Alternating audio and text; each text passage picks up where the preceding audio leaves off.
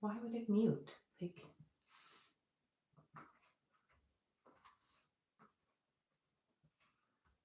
movie.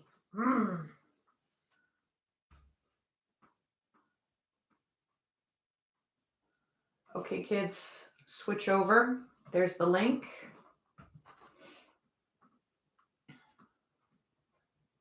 I'm going to mute this so there isn't an echo.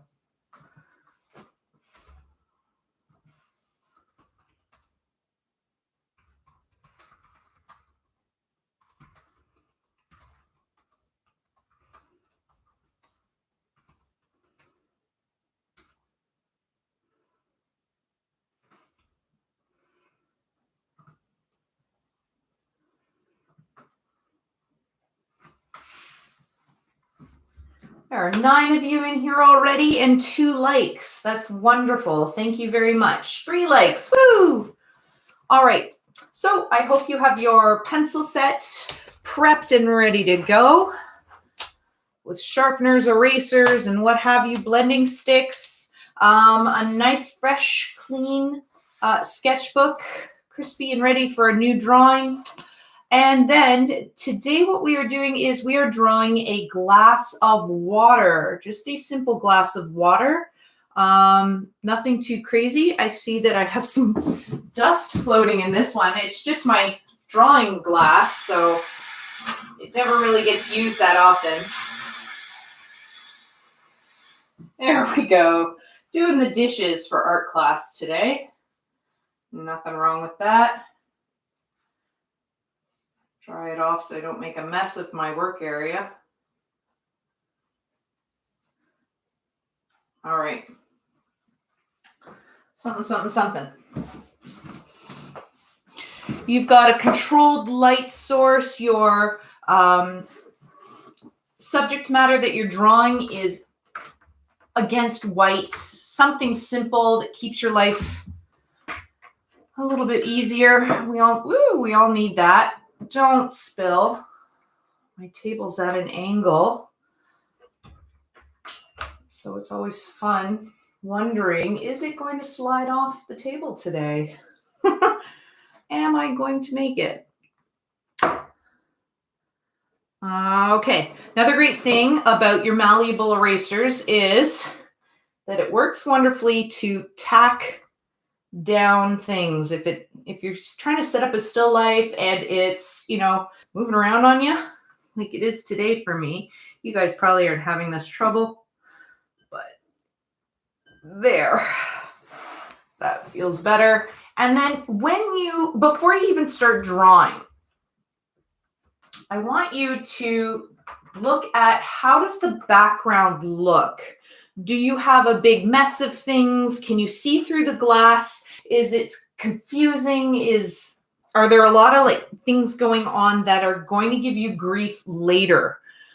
Clean up that background. Maybe put like a sheet, a towel. No, not a towel because that's got texture, or a big piece of paper behind the glass so that you simplify what you're seeing, because today's drawing challenge is to draw things that are transparent. The liquid is transparent, the glass is transparent, and trying to observe the textures of these transparencies. Just like we did with the fork or the spoon or the tool, we looked at reflective metals and how we bravely put down values that were extremely light or extremely dark close to each other to get that shine, to get that visual texture, that illusion of reflective metal.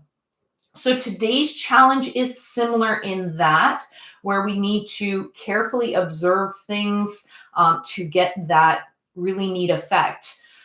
Again, before we even pick up our pencils, let's observe our objects. Let's observe. I'm going to take you on a little ride there. Woo! Okay.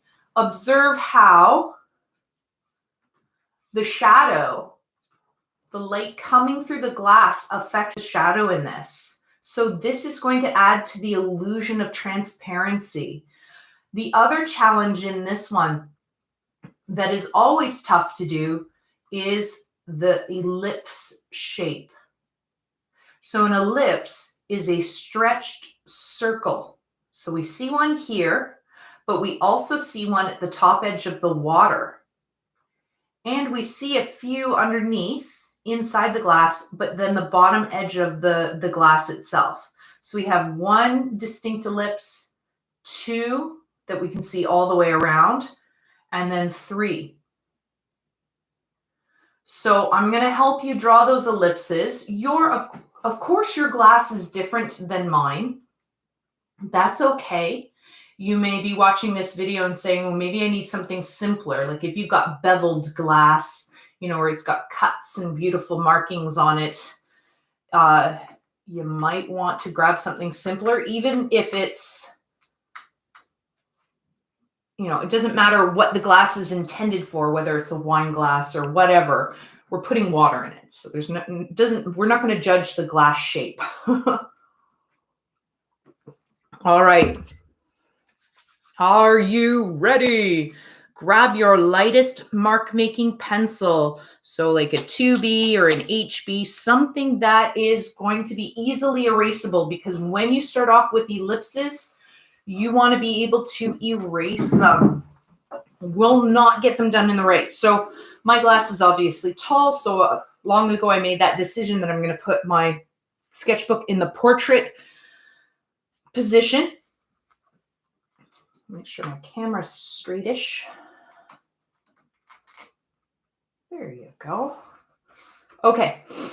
And then really loosely, I'm going to draw this ellipse, the top of the glass, really light. Several times, look, it's really light. The movement's coming from my shoulder, not my elbow, not my wrist. I'm not drawing like that. Ugh, it's too tight, too constricting.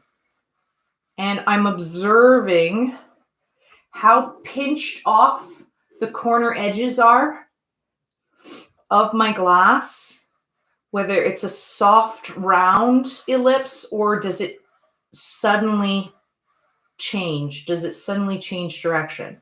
Mine's more close to a circle. The sides are very open. All right. Now my next ellipse down, maybe even drawing the center line for this cup isn't a bad idea. So we've got the center line. Now we're going to go down and do where the water edge is. And this ellipse is similar to the top one, but it's a little wider because the glass is wider. So if I was drawing an imaginary line down the sides, this middle part where the water is comes out wider than the top ellipse, just slightly.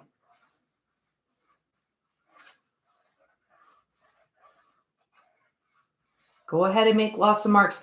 Don't put that crazy amount of pressure on yourself expecting to get the ellipse done correctly on your first pass. It's not going to happen.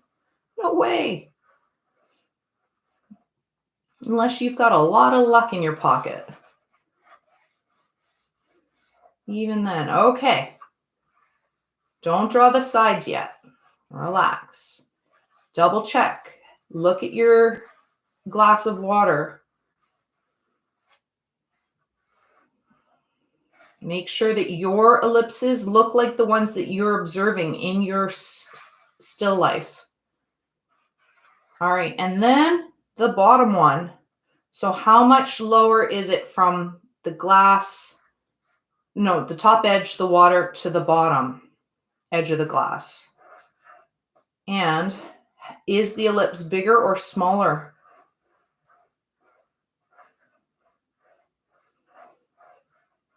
Mine is smaller than the opening of the glass.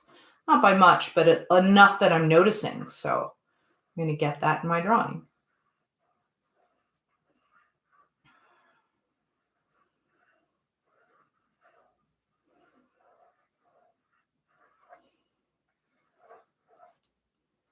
All right.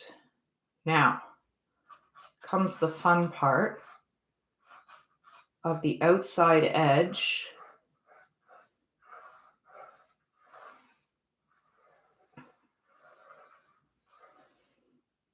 There we go. And there we go.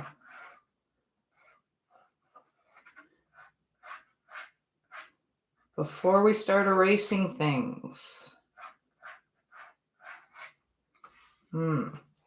Here we go. Here's what's going to tell you whether you got it right or not in this proportional sketching stage. Flip your sketchbooks upside down and look at them upside down. And I can see right off the bat that this side does not mirror this side, that I did not get it correct. But I'm not going to lose my head over that. I'm not going to cry, curl up in a ball and say, I suck, I can't do this, I'm never going to do this. I'm going to fix it. I'm going to do better. I'm going to persevere. Okay? So you can even draw this thing while it's upside down. Sometimes using that left side of your brain makes things click into place a little easier. Get them in the right spots. So go ahead and draw your glass with your book upside down. Use that left side of your brain to figure things out. Sometimes you do need an eraser to get those bad lines out of the way, not confuse your eye. So go in, you can tidy up a little bit, figure out what's a keeper and what needs to go. Somewhere in this tangled mess of lines, I know the answer's in here.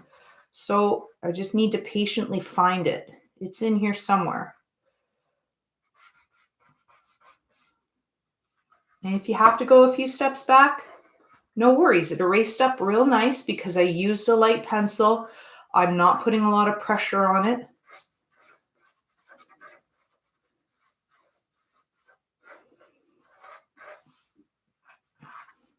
I want my glass to be symmetrical because it is symmetrical. So my left side has to look like my right side, and so on and so forth. So yeah, you should be putting a chunk of time in this stage of your drawing. You should be carefully observing, studying your glass, always glancing up at your subject matter, making sure that you've got your marks in the right spots and that nothing's like really wonky. Tilt your book up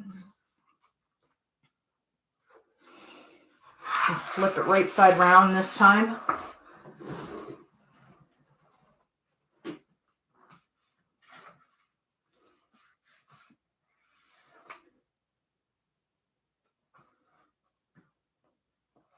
And then tidy as you go. Work it down to the correct lines.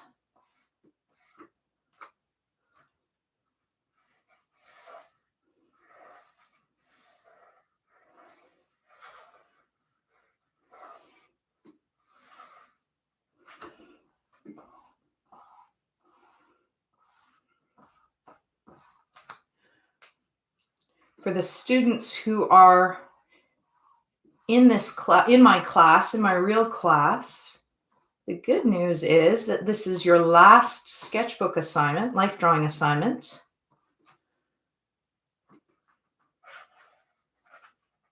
However, I am enjoying these live lessons. So if you subscribe to my channel, I'm teaching again next block. You can always hop in.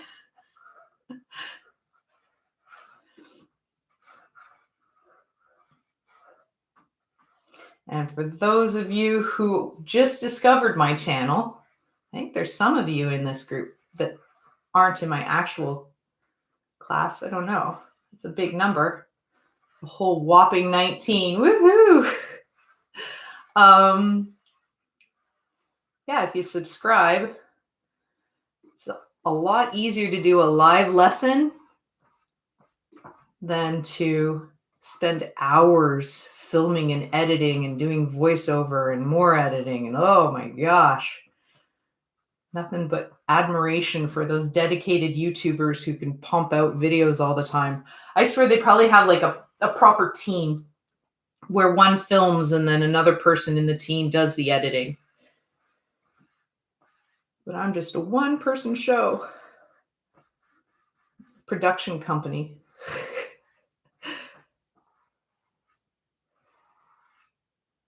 It's coming along. I hope yours is too. Make sure whatever you do that there's no points on the edge of these ellipses. They should not look like footballs. They should not look like Stewie's head from Family Guy. Stewie Griffin. Okay? If your ellipses look like Stewie Griffin, and he's got pointy, and it's too pointy on the edges, then you need to soften them down, observe a little bit more carefully. And I think before I start shading, I'm going to do one more upside down check. I'm worried. 17 minutes of sketching. Of sketching for correct proportions. All right. I think it's going to get as good as it's going to get. Thank you for the 6 likes, by the way, too. That's kind of you. Okay. For my actual students in my class, I can see the team's conversation off on the side. So I will be happy to answer questions. If I'm going ridiculously fast, I can slow down a smidge. But then again, you can always watch this video anytime you want. It's recorded. It's saved in my live video channel, I guess. So, alrighty then. Now, this is the part where you take a deep breath, relax, and don't freak out at the fact that there's a lot going on with the water and the reflections in the water. I'm going to help you through that. So calm down. And we're no longer going to look at this object and label it with words like water and glass and reflection. I want you to look at this object with a new set of eyes and see the basic shapes that are in here. So I see a darker shape. It really stands out to me right here. And I'm just going to, I don't care what it is. I'm not even thinking about, oh, maybe it's the reflection of the wall coming through. I don't care. Doesn't matter. I'm just like a robot. I see a shape and I'm going to draw that in. Back here. Oh, this is actually when I see my I think this should be lower or this should be higher. Oh, well, keep going.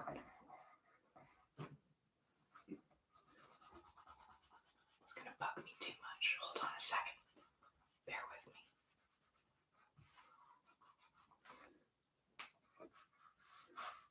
I've noticed now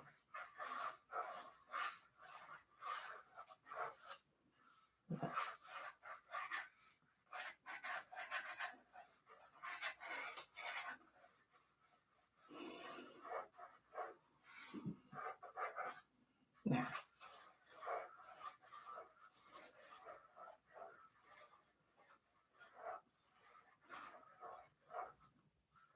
That the back edge of the water and the front edge of the cup are touching pretty much. I needed to lower this. I made a goof. But again, it's no big deal, whatever. You might come up against these things. So what? See, I make mistakes too, kids. Right? I make big mistakes. That's like a few inches off. in my proportions. But I'm not going to like go, oh, and flip the page and start all over again. No, just fix it. Move on. No biggie.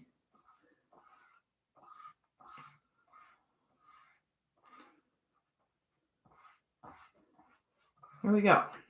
There. Woo. Quick little check. I swear the upside down trick for these ellipses is crucial. You can get away with shoes, like these organic things, that fruits and vegetables, but it's always good to do it for sure. But if you forget on those organic, this stuff, this man-made, very specific geometric shape, you can't flub on it. There. Okay. Oh yes, that's much better now. Here we go. All right. So we were looking at just the shapes. We're not labeling them. I see lots of darkness back here where it hits that other lip. I see this cool circle, half a circle down here. I'm not thinking about what is it. I'm not trying to label it. Don't. Just draw. I see this half circle. I'm going to draw that.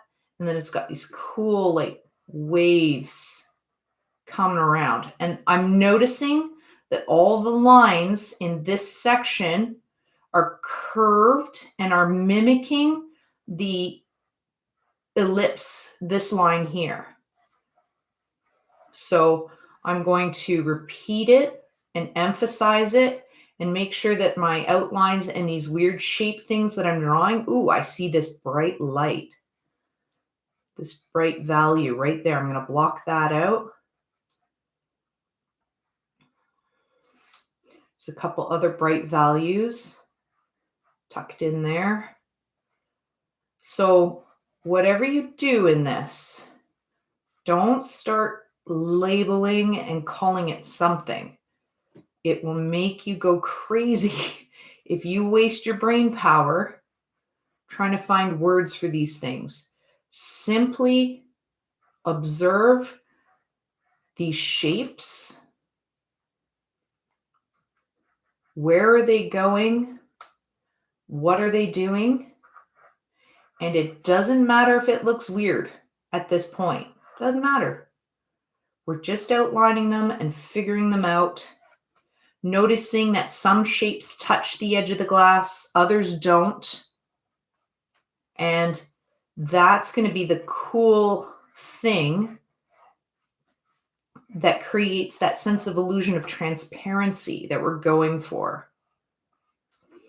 So you're observing your own glasses, you're finding the interesting shapes that are happening in here, the dark shapes, the medium shapes. This is why it's good to have your glass on white, just to keep it simple, or some like solid light color. This is the darkest little value over here.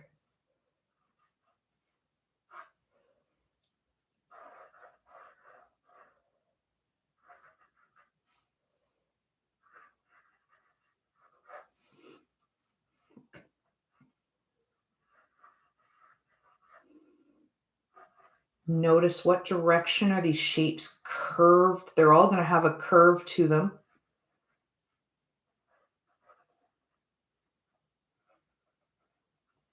All right, and the ever important cast shadow. All right, so here we go again with some interesting things that we haven't seen in the other sketchbook assignments. The fork and the spoon, it was neat because the shadow would go dark and then light and then dark again as the curvature. Ooh, I can show you.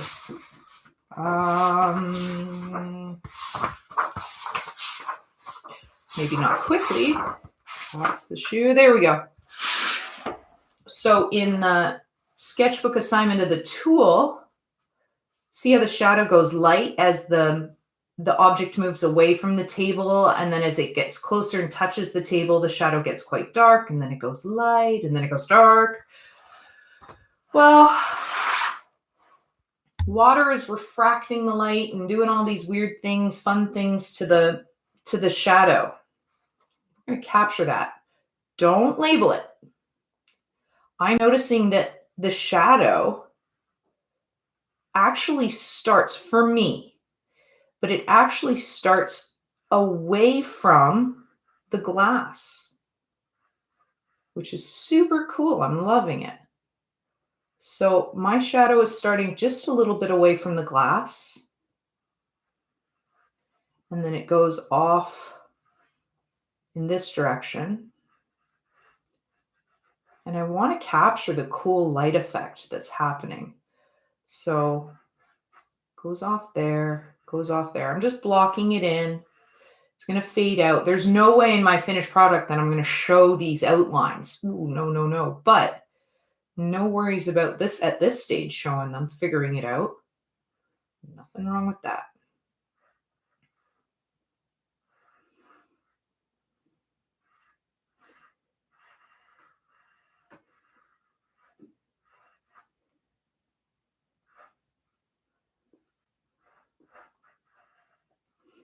Okay, and then over here. All right. Something, something, something. It's going to be light in here. It's going to be dark out here, light and dark over there. So plan it out. Plop it down on your page. Quadruple check. Always observing your object. Up here, I haven't looked in this shape. And even like chunking what you're drawing, chunking it, finding different sections. So I started off in this shape. I looked at all the different shapes, the lightness and darknesses in this shape. And then I moved down here and I did that. So I'm sectioning, I'm chunking, I'm simplifying. I'm not feeling overwhelmed by looking at the whole glass all the time. I'm looking at little areas, figuring each little area out. I did the whole big macro drawing in the beginning in that first sketch in the first 17 minutes of it. Okay, so now I'm going to look at what's happening in this shape. What's going on? I see some cool highlights. I don't even care what they are. They're there, so I'm going to draw them. Just accept it for what it is. The lip of the glass is substantial. There's like a ring. So I'm going to draw that ring. Some of it's going to have to be light. Some of it's going to have to be dark, but it's more than just a line. At least use a double line if you see something. Repeat that line as it goes around the ellipse. It's going to get darker and lighter as it travels, but it indicates that there's some thickness to the glass, that it exists in this 3D world, that it has form. So we have to put that thickness in.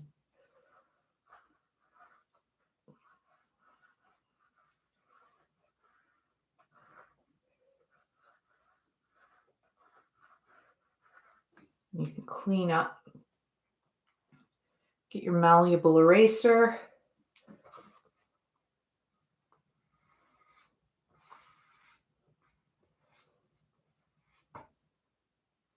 Make it a fine little tip. You can clean the inside just in case there's highlights in here. I haven't observed that yet. I was just working on getting an even double line, parallel line. Boop, boop, boop. There we go.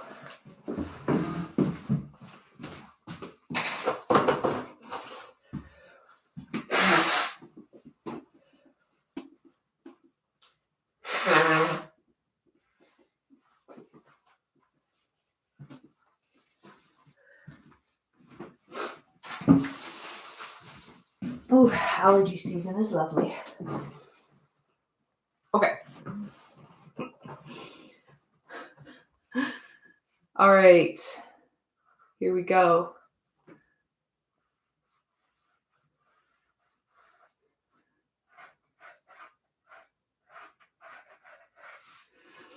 What else do we see in here? I see some lights over here.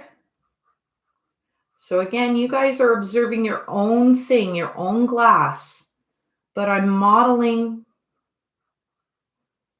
kind of what you should be doing. I see that the light areas continue on the down in here in this triangle. Their continuation. So just going to carefully observe those, jot them down.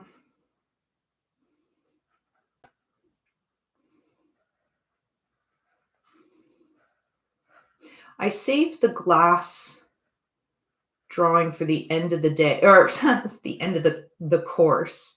It is the more challenging one. This is your boss level drawing. There's a lot going on here.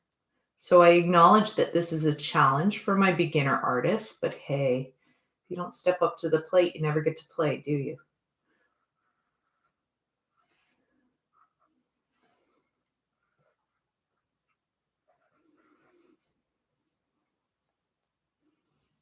All right. I see my latecomer. That's great. Acknowledged. We are doing a YouTube stream drawing of a glass of water. So can you join us in YouTube? The link is in the Teams conversation. Can you acknowledge that you know where to go and what to do, please? In the chat?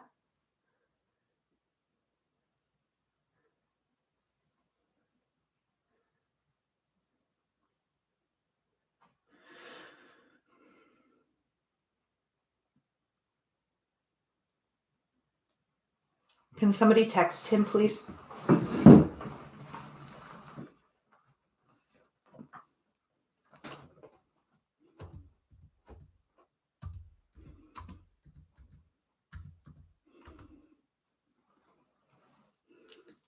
Thanks, Luke. Oops.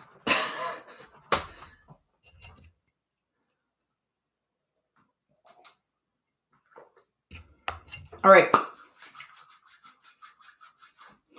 So I feel like I've gotten enough of the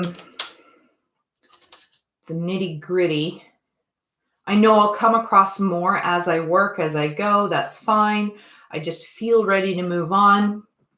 Don't forget to have a scrap piece of paper under the pad of your hand so that you don't get silver surfer disease and load up your pad of your hand with graphite and smear and smudge and make a big mess of everything. So yeah, grab a little something. There we go. You can start where you want to. I tend to start on the left and work my way over to the right or top down. Just because I'm right-handed, I feel like if I started over here and loaded it up with graphite and then moved up, it would smudge. So I'm going to try to work top down, left to right. My wonderful left-handed people, you will do the opposite. So I've grabbed a 4B. You want your pencils kind of sharp because there's small details in these rims that a blunt pencil won't be able to achieve. So it's a matter now, at this point in the drawing, simply asking yourself, is it light? Is it dark? How light? How dark? And you just move little chunk by little chunk. And don't ask more, like, what is it? Don't ask, what is it? Just ask, how dark, how light? Where does it go?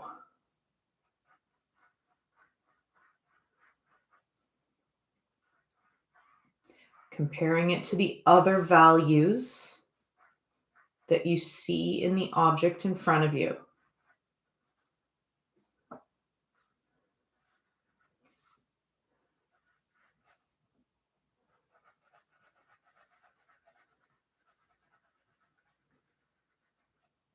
Especially when you come across, you think, oh, this is a level 3. But then when you come up to something else that's even lighter but not white, You're like, ooh, maybe it's a 5 actually. So you go back in and you darken it a smidge.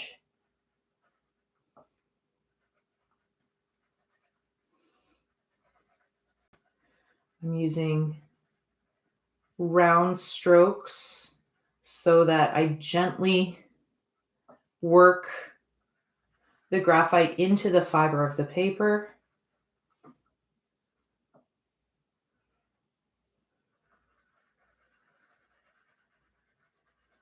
I'm not asking the question or saying the words like reflection or anything like that, shadow. All I'm doing is what's light, what's dark. That's all. Keep your life simple. Don't overcomplicate this. It's just observation. It's just that find a difference game. Now, I don't even see a difference between the value of the back wall. I actually lose the glass. It's so cool. There's a section right here where it's completely lost into the background. And I'm going to be brave enough to allow that to happen.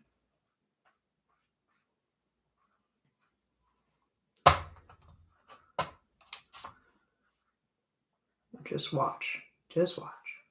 It's going to happen. Think positive thoughts, guys.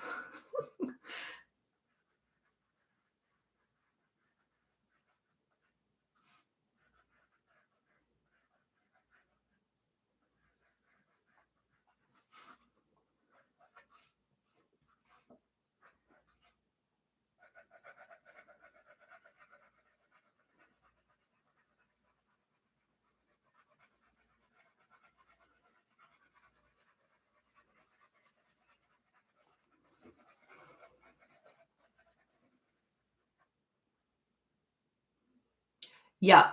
So someone in the comments section said creating an outline without using line at all.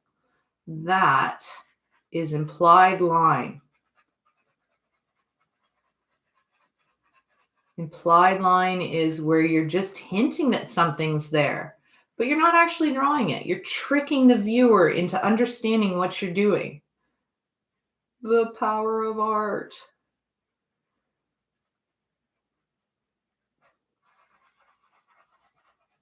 Now I'm working on getting this top edge of the rim of the glass to become an implied line. And I'm doing that by taking the level of gray that I had originally used to draw that rim, but I'm pulling it up. Where's my little mini broom? I'm pulling the color, the level of gray up rather than like up into the background rather than onto the glass itself.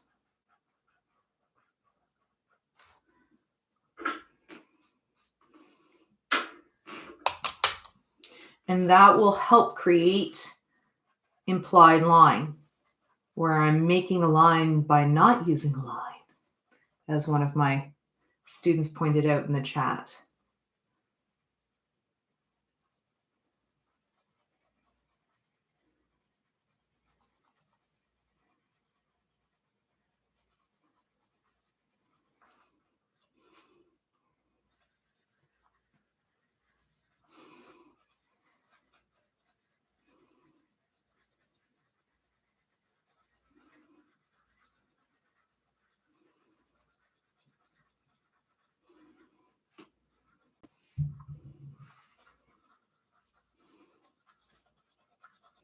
Just going to do a gradient fade out from here so it looks aesthetically pleasing and doesn't just stop jarringly. If I just stopped my shading, my background, all of a sudden it'd be like, oh, what? People would get focused on that. And yes, we will get to the blending sticks. I know some of you might be chomping at the bit. If you're ready to do blending sticks to work stuff in, go ahead. I'm not there yet, but by all means, if you are.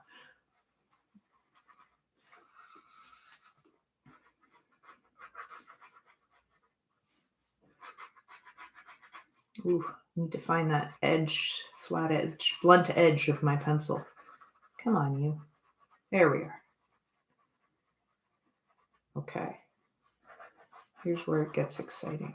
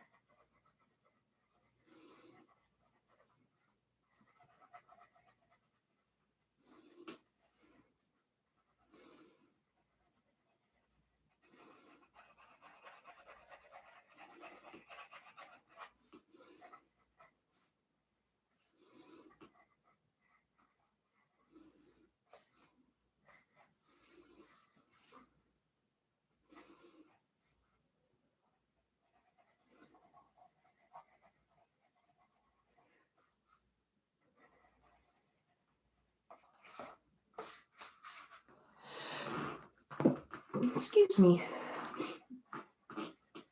That was a sneeze.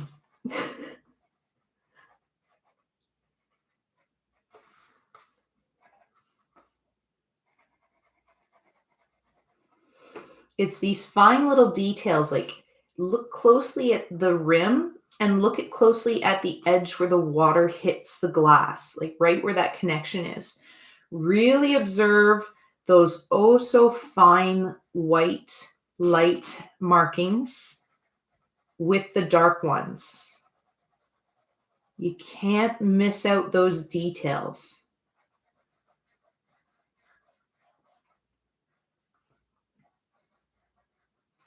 That's what's going to trick the viewer into to interpreting your flat 2D drawing into being something that's 3D.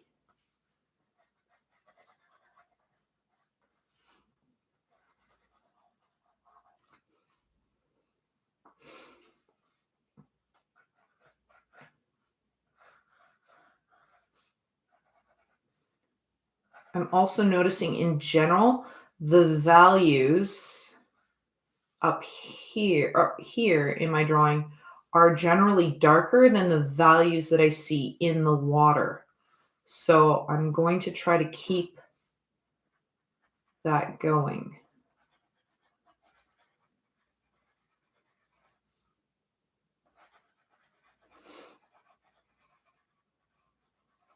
My students, remember, you're always welcome to ask questions in the team chat.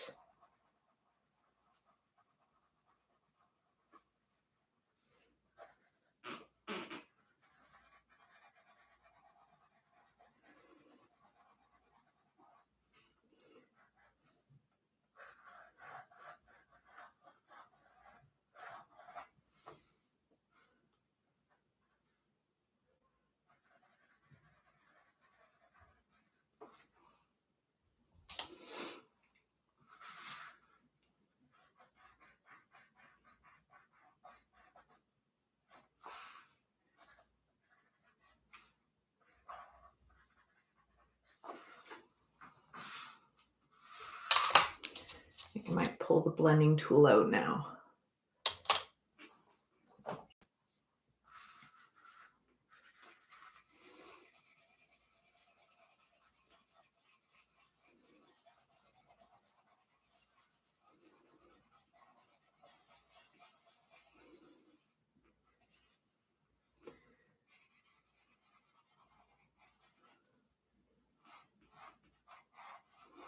The blending stick, blending tool is going to be your friend in this for sure. Get that nice smooth mark making.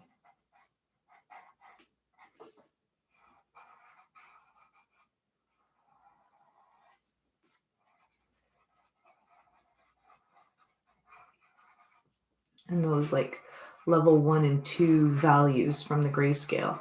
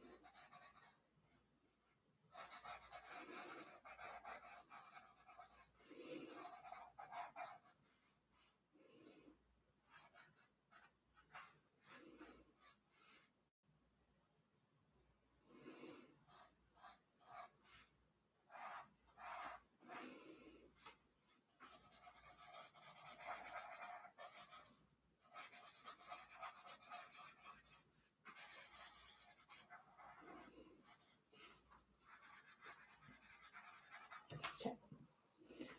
Back to my 4B.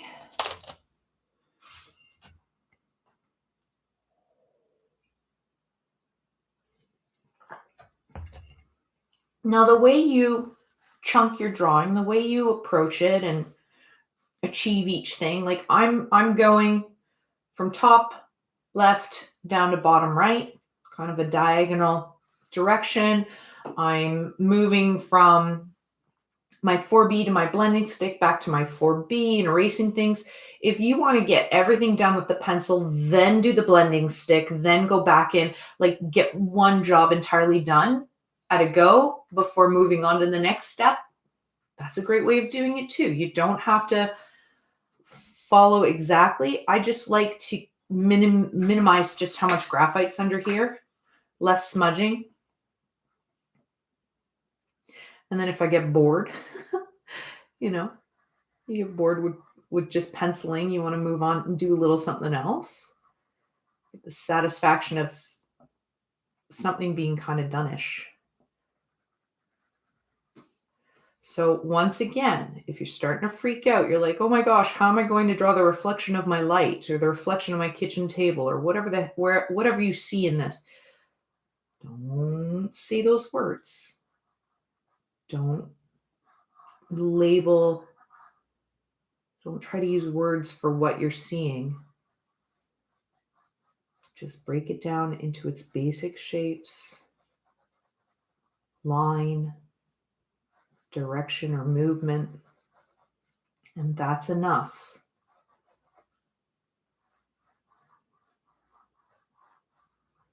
Compare. This is my absolute lightest spot in my entire glass. There's a few other light areas, like in here. I see some light. So everything else has to be darker.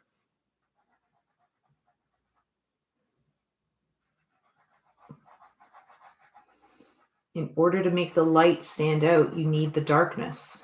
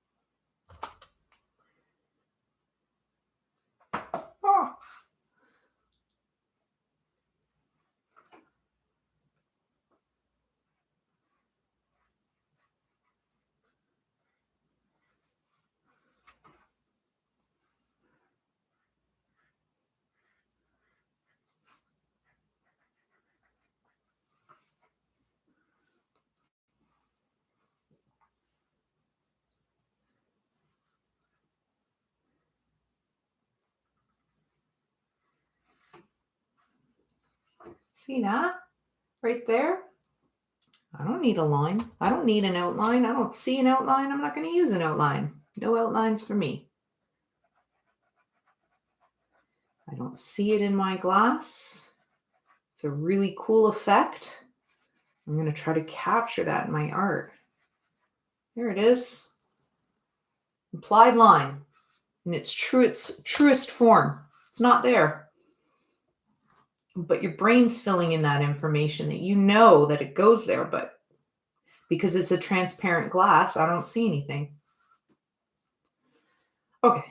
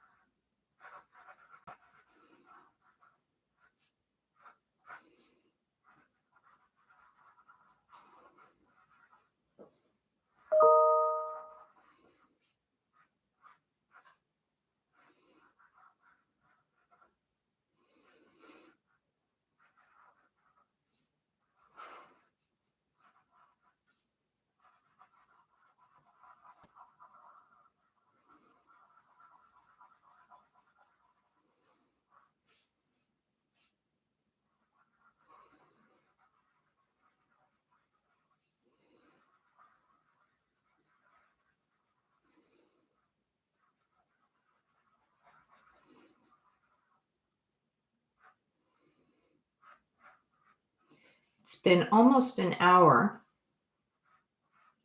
If you're my student and you finished a while ago, you've not put enough time into this. You need to go back in, ask yourselves, what are the artistic techniques? What are the learning things that Mrs. Kiely has taught us? Value, gradation, proportion. Have I successfully put these in? Can I still see my pencil strokes? Or have I used the blending tool effectively to work my mark making into the page? Do I have my cast shadows? Sometimes you guys forget those. None of you should be done just yet. An hour on a glass of water drawing is not enough time. Now, if you're still on the sketching part, getting the proportions and all that sort of stuff, you're not managing your time well either. You're spending too much time in the figuring out stage. Time to move on. Get into the value and the gradation and the shading part, the shading and details. It's time to move on. There is so very little time in this new online learning world.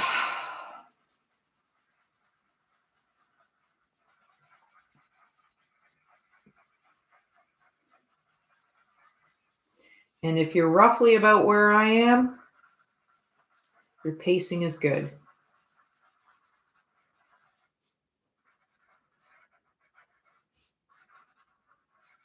Just about halfway done, I guess.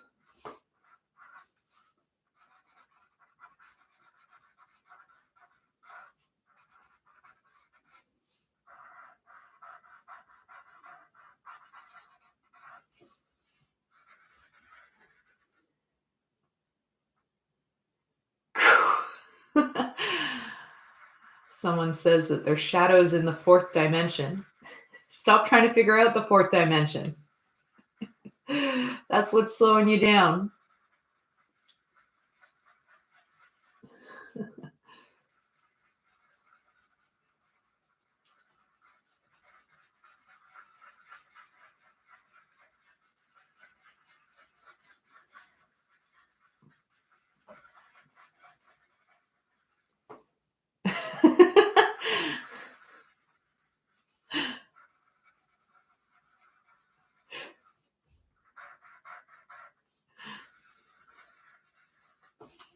It's value. Stop using the, okay, so they're arguing with me about fourth dimensions and whatnot, which is funny, but okay, stop labeling it.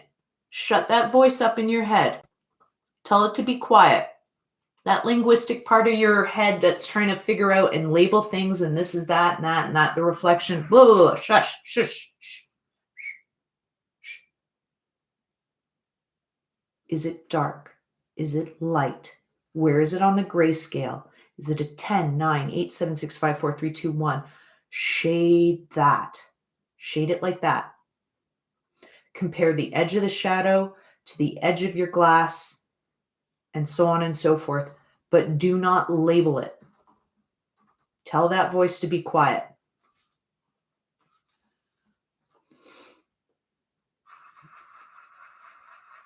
It's funny, but it's not welcome right now. The shape of the shadow. How does one draw the shape of nothingness? We've tackled that in this class, the negative space. Witchcraft.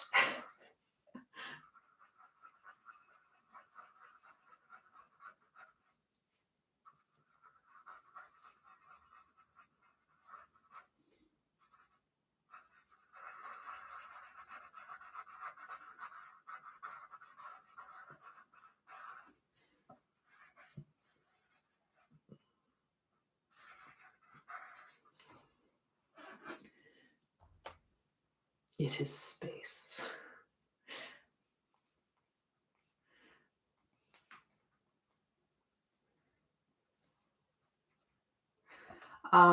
If you've gone too dark in some spots, if you dab it with the malleable eraser, you can bring it up a few tones, which is nice.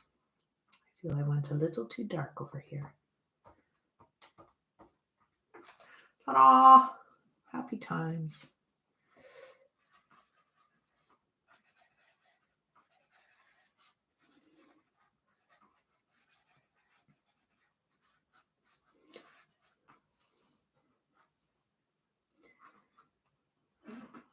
If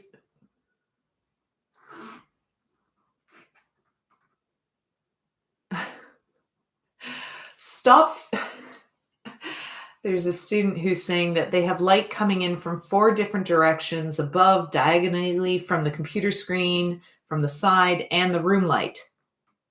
And that is how they've achieved a 4th dimension. So when you set up a still life, it is a good idea. I don't know if you can do anything now about it, but it's a good idea to try to eliminate a few of those light sources so that you just have one. However, I am with you on that. Like I've got my window, I do have the computer screens, and I do have my studio light does overpower the rest. But I hear what you're saying. If we were in the classroom though, with all those pot lights on the ceiling, it really ruins it. You got 52 different dimensions that you have to deal with. So, I don't know.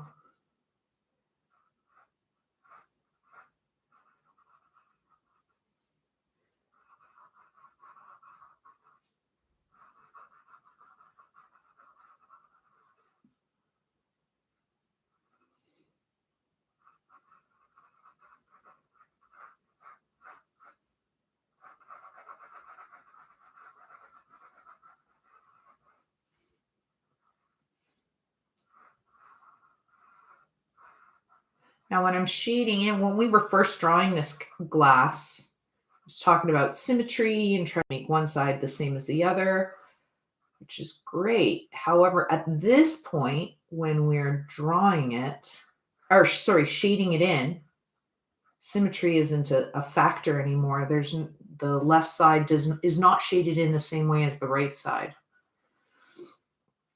because light's coming in on one side and not the other, blah, blah, blah. I think we've been on this for so long that my water's evaporated a smidge. It's not as close to the lip, or I'm slouching. You got to sit in the same spot, in the same position. If you start to slouch, it changes the perspective. You got good posture, children. Must maintain good posture.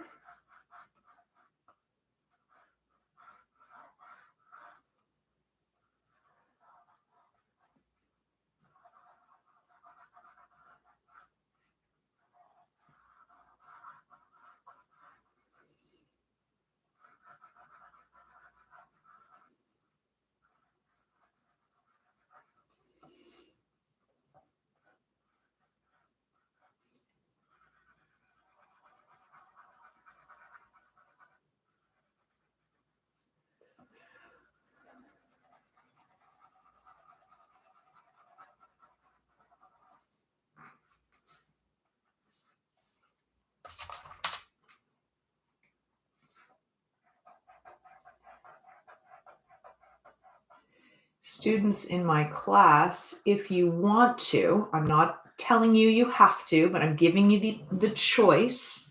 If you want to turn on your cameras, but point them only at your sketchbook, please. I don't want to see anything else but your sketchbook. I can give you feedback as we go. We can be drawing together. I see you on my other computer screen. You won't be in this YouTube video. It will be totally off on the side. So if you want ongoing feedback, or just you're jamming, you think you're doing a great job, you want to show the rest, struggles and successes, we love them all. No takers.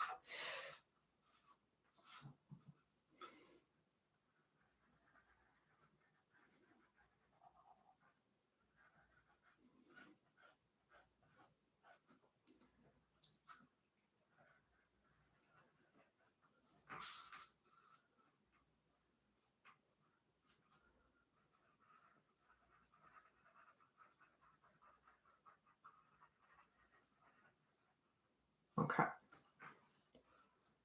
There we go. Just stitch your sketchbook. Nice. Yeah. And you can keep, like, set it up and then just keep chugging away. Or can you draw with it on? It's got to focus. Gotta love the pixelation. No, I cannot draw with it. That's fine. It's looking good though. Start shading.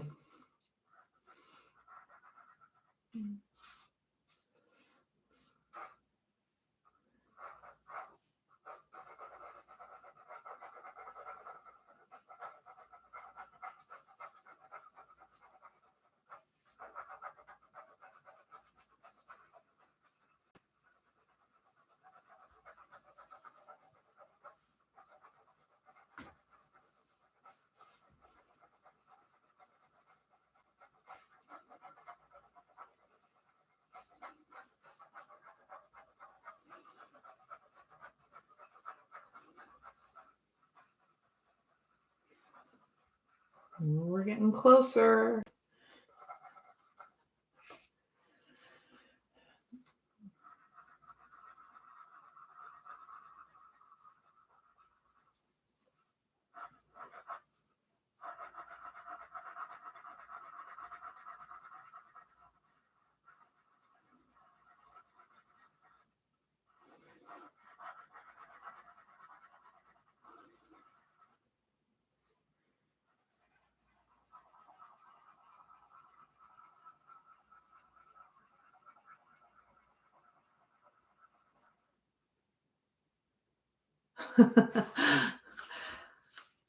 All right. Some of you need your break.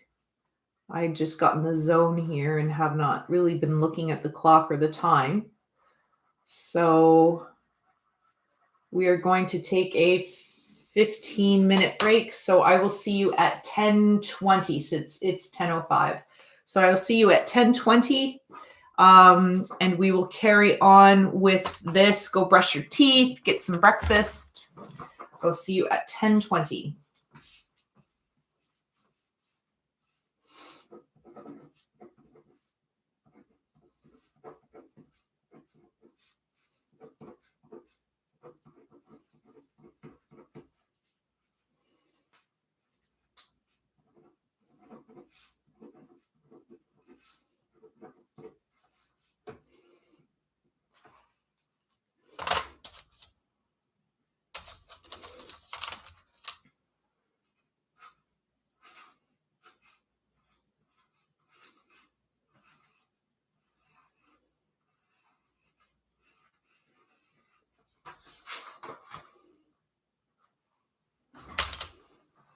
Nope. Yep.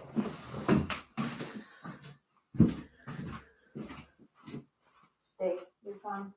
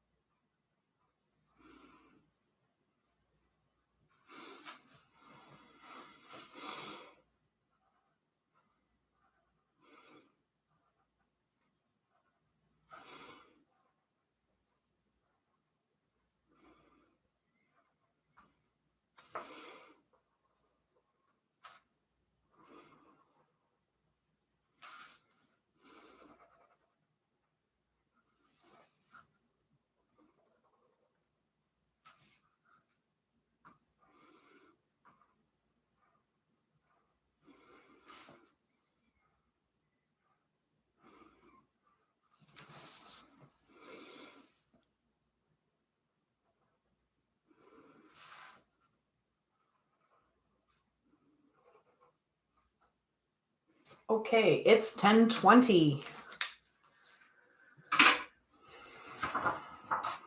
Back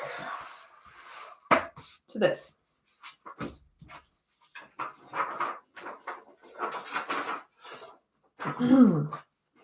So we are drawing a glass of water. We're continuing on with this. If you are one of my students, can you please log your presence by typing here in the Teams chat, and then that will document your times. It'll timestamp you, and you will be marked as president. Not president. Nobody wants that job. Thank you, thank you, thank you, you wonderful, wonderful individuals.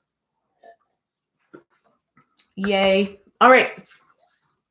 So regardless of all the assignments that you may or may not owe me, my students, I'm not talking to the possible general public that's in here, though I think you've left. You're all participating in this sketchbook assignment. You're all with me, doing this with me so that you can submit something at the end of today. So whatever you get done, it's done and you submit it. You're not working on something else. You're focused. You're participating in the lesson. Okay?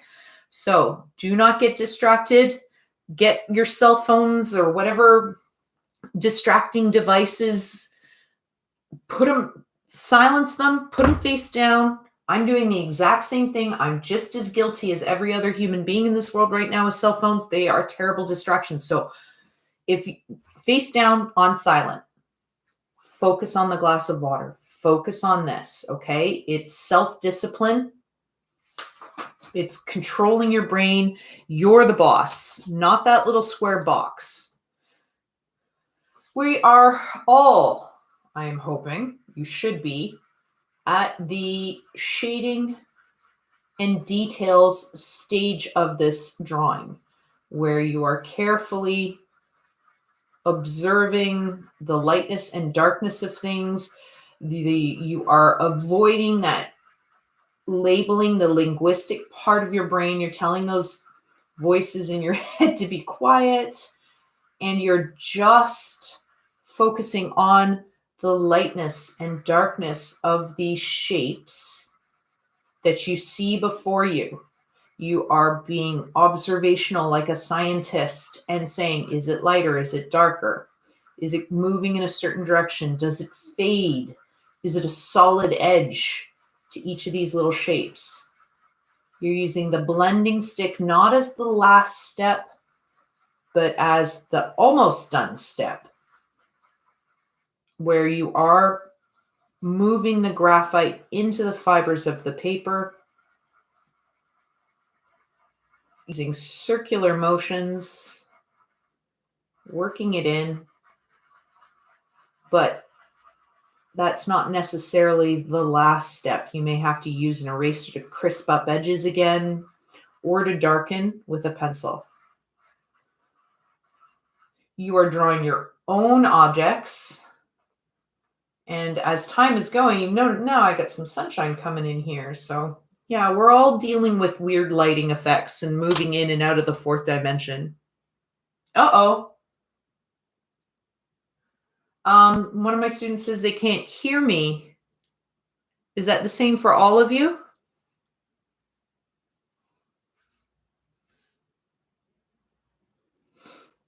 Can you please answer in the chat? Yeah. Yeah, I don't think the technical problem is on my end. Yeah. So you're going to can you tell the person in my chat to log out of the YouTube thing and to log back in?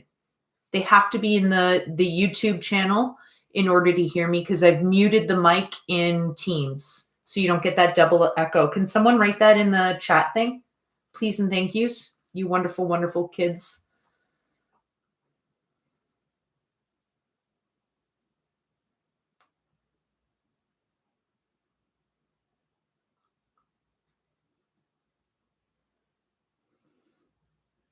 Okay, JR, the one who just most recently wrote something. Can you put that in, please?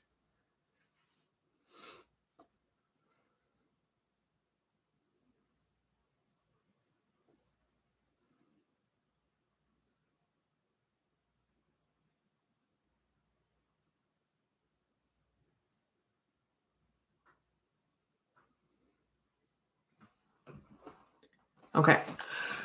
All right.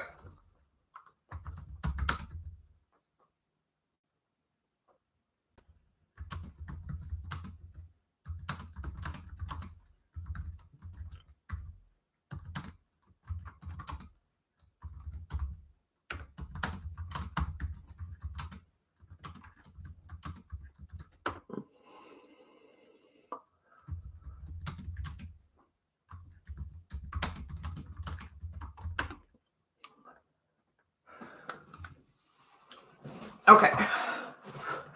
Thank you, JR. Okay. Sorry. Let's keep chugging along. I haven't done this area. So to keep my life simple, to keep things, not become overwhelming, I've been working in sections instead of, trying to tackle the whole thing at once. So I want to do this, what's in here now. And I'm noticing that in general, the values are much lighter in here than they are out there. So I might even pop down to a 2B to keep my values light. I don't want to push too hard. Everything is lighter than like a level 5 on the grayscale. So I've got to mimic that.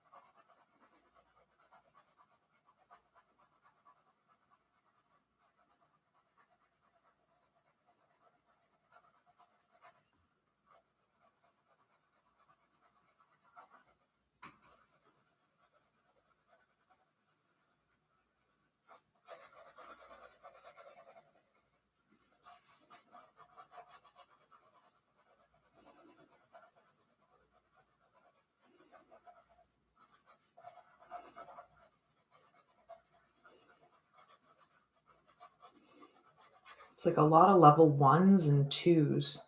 It's not as white as this highlight here, but it's not too far off. So I'm not scared of putting down the dark. I know that to get that dramatic effect in a drawing, I need the dark. I need the subtle values. If you just look at your drawings, all of you who are shading, self-assess. How many shades of gray can you count? How many are you using? Did you shade in the water all the same shade of gray? Does it look like milk or juice? Like an opaque liquid? Then you didn't observe the values enough. Even if you just have a light, medium, and dark, it's not going to cut it for this higher level, higher challenge, boss level drawing.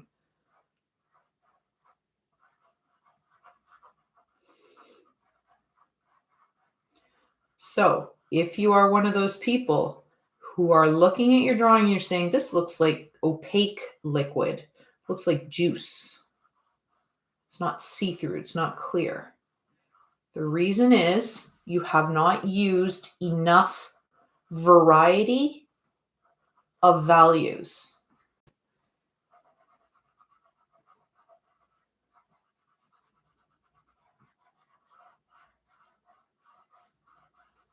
So go back in and look at your glass.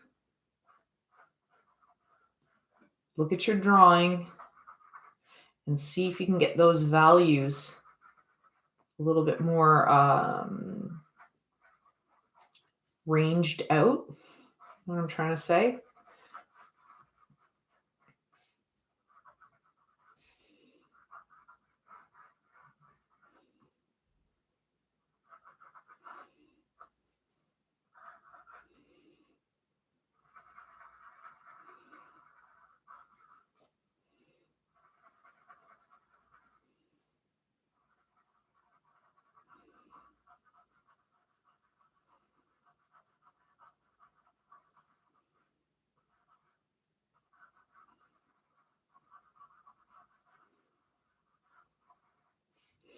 I was just thinking, because I'm shaking the table here.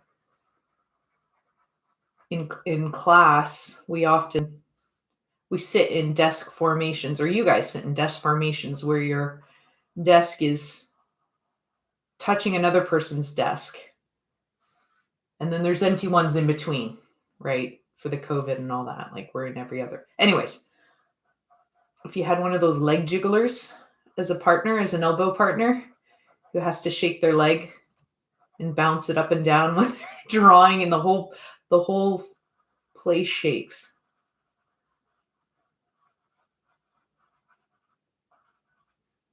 Are you a leg bouncer? Do you bounce your leg when you draw?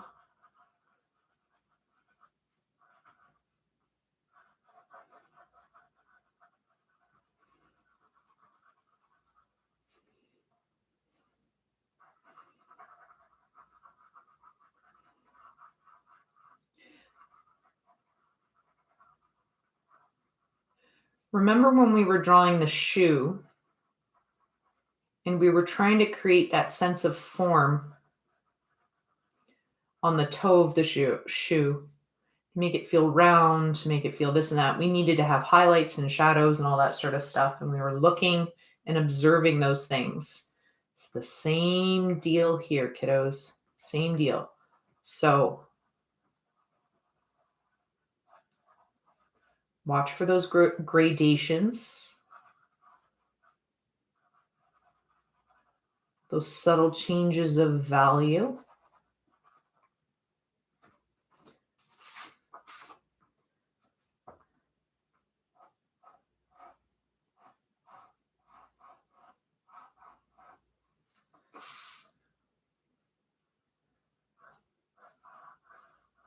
Maybe you need a sharp line here and there. You see like the traditional sense of a line, because not implied line's not always the be all and end all, right?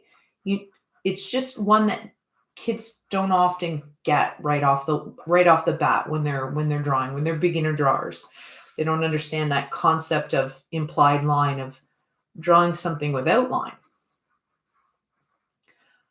So I emphasize it a lot, but I'm not saying that using line is banned. Contour lines. See, I see them here. I see lines here. I see traditional lines, definition of lines here and here. So yeah, go use them. You see them, you use them.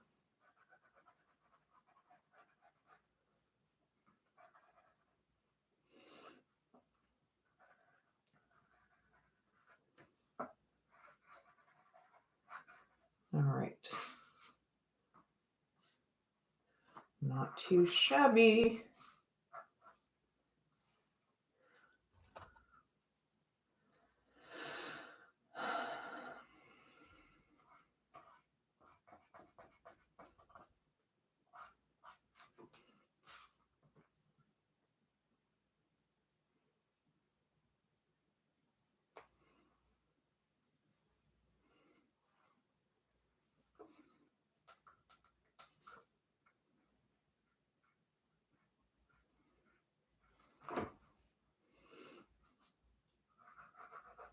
We rode our bikes on Saturday down through the heart of Dundas.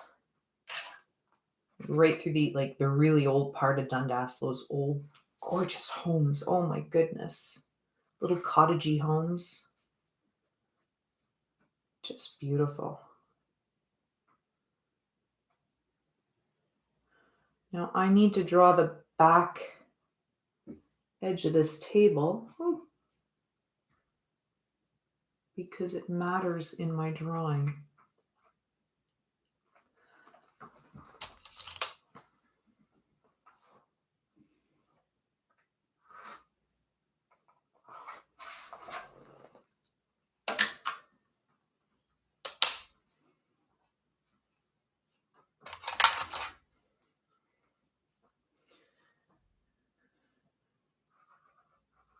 Are any of you Dundasians out there? Live in that area? I was wondering if I'd see some of you as I was riding by.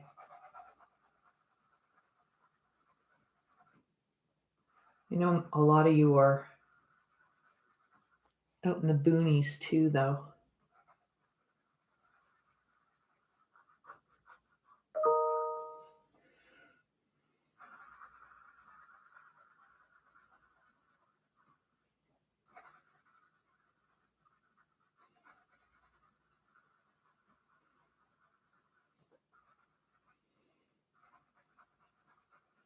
So to make this feel light, like it's glowing, I need to darken the background. I can't do anything about making this lighter, but I can control how dark this goes.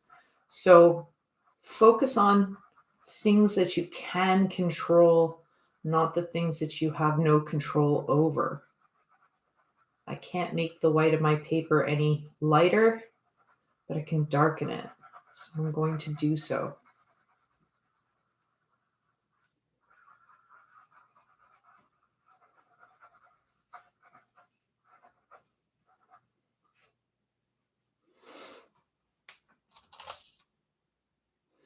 Thank you. I see that you're present. We're still in the YouTube thing. I hope you can hear me.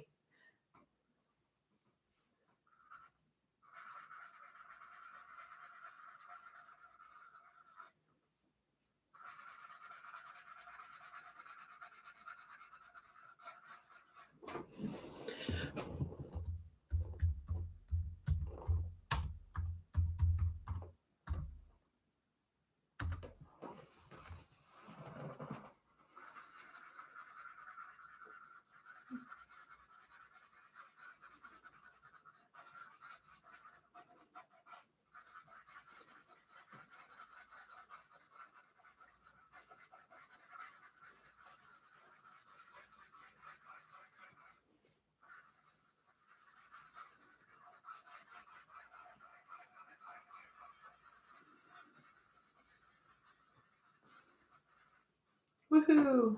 That's fun. Very satisfying gradation.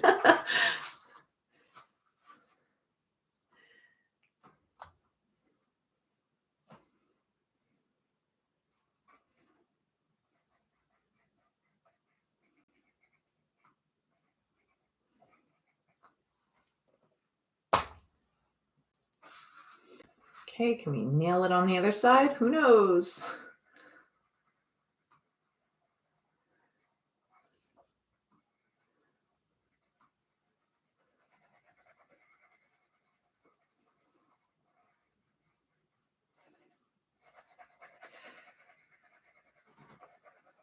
So your background, whatever you're doing, like the edge of the table, edge of the whatever the your glass of water is sitting on, you decide whether to include that in your artwork. I've decided to put mine in because it is an important part of communicating to my viewers what they're seeing. The value of the table compared to the back wall are pretty significantly different, and I felt that if I didn't put that in, I wouldn't be able to get the lightness of the cool glow of the shadow. So I am making sure that I do darken the background here. Just grabbed a ruler and boop, called it done.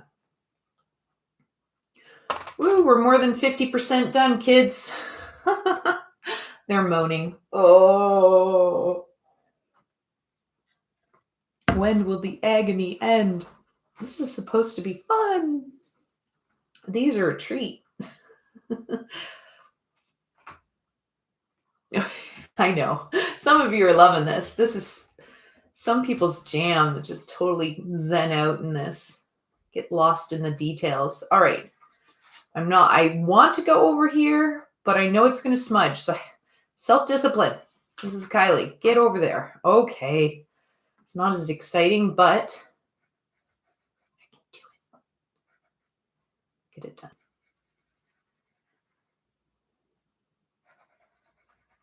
Figure things out.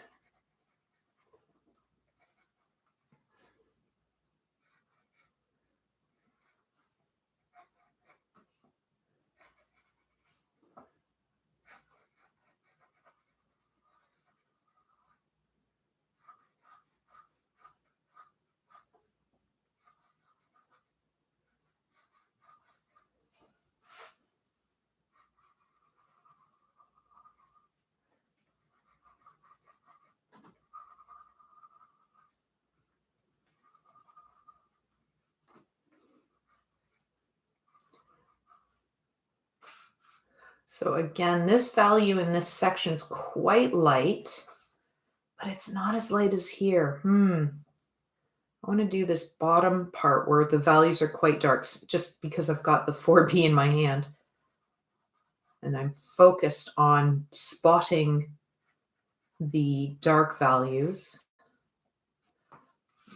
But I think I'm going to have to switch back to that 2B again.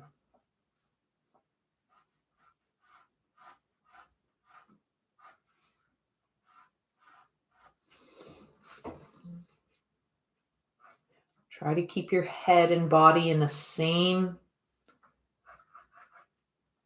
spot so that your perspective doesn't change. We've had a break. We're getting back into this. Make sure that you're not slouching. I'm using the distance between here and here. So when I'm sitting and looking at my glass, I'm trying to make sure that they're in the same. If I slouch, the distance between this back edge and here changes. And then I know that everything's changed. So I have to make sure that I'm sitting relatively in the same spot, keeping that distance the same so that what I see and what I draw are similar. You guys noticing that? Are you observing that where you sit, how you sit affects how you see the thing?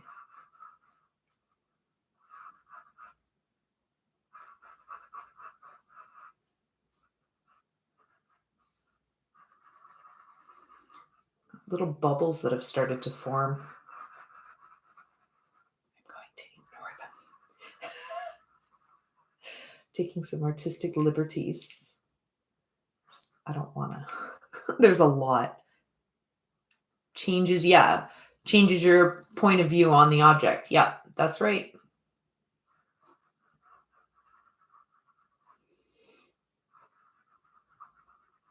And that goes for all the things that you draw. Like if you know you're going to be sitting here for a couple hours, joy.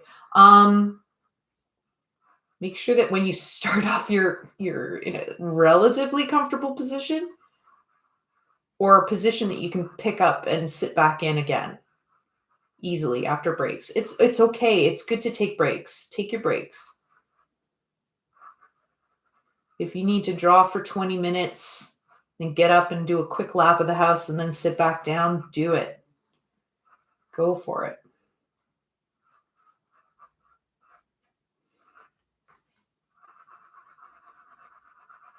Some people are incapable of sitting still for long extended periods of time for whatever reason, whether it be physical or just attention spans.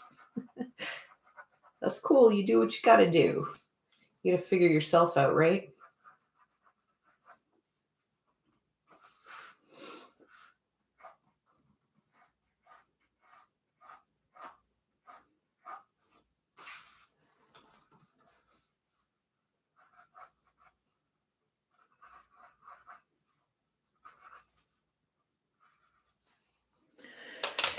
It's 2B time.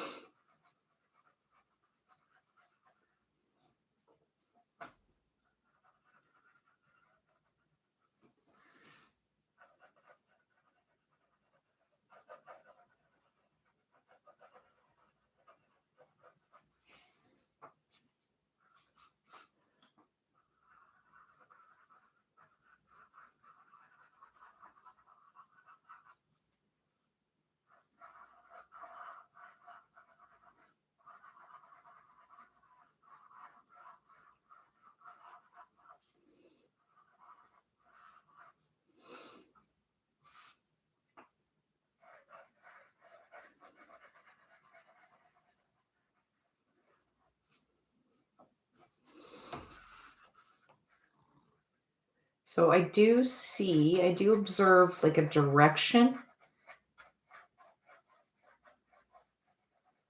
for the marks inside this glass here in this section. So trying to mimic that with my pencil strokes. I feel I see a direction here. So I'm going to get that in.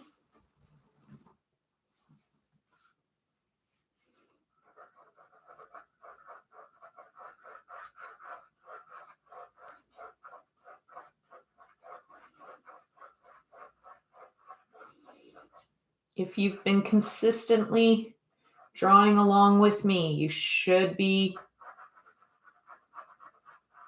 about 75% done, maybe 80% done.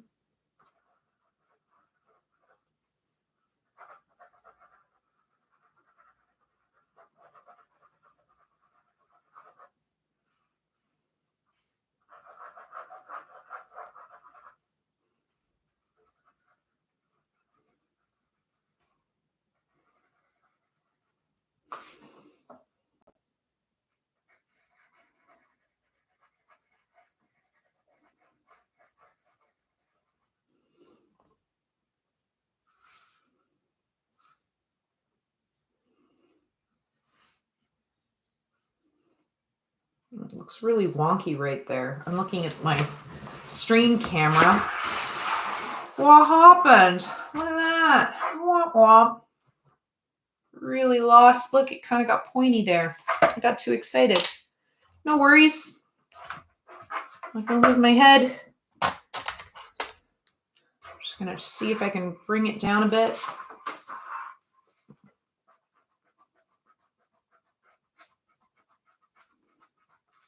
This calls for a white eraser.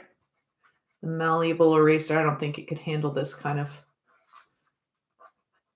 cleanup.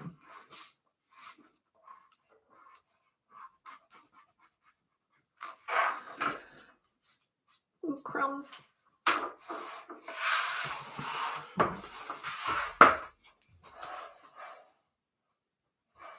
That's better.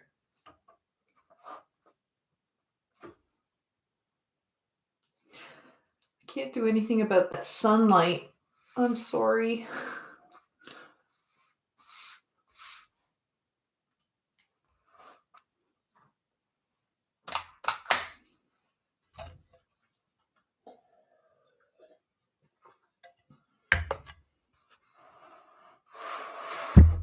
No, I don't want to do that. Okay.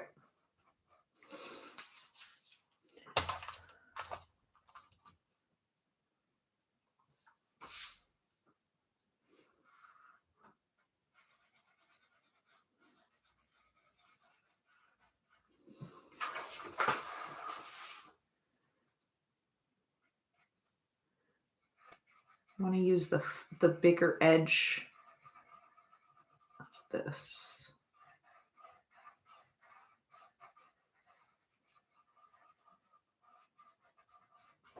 Okay.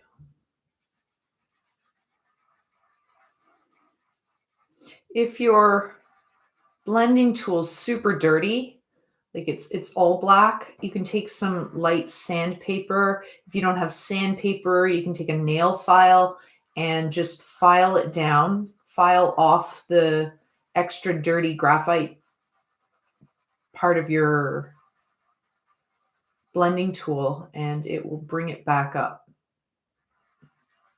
I also just twist it, find a clean spot. And then reserve that spot for light value areas that I want to blend in.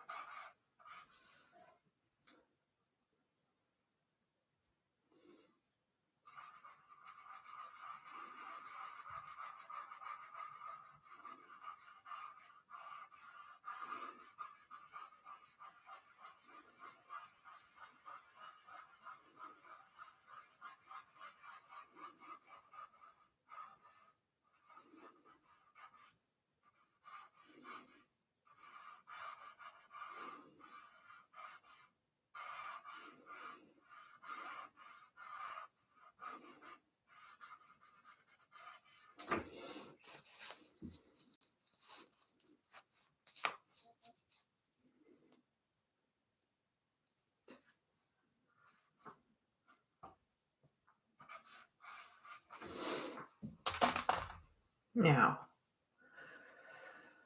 got a little too crazy here.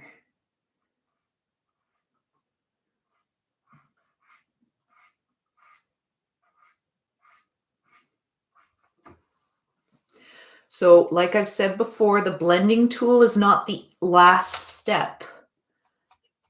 It smudges everything quite a bit, and you need to go back in and make things crispy again. So this, I know, is the reflection of this table, the wall and the table.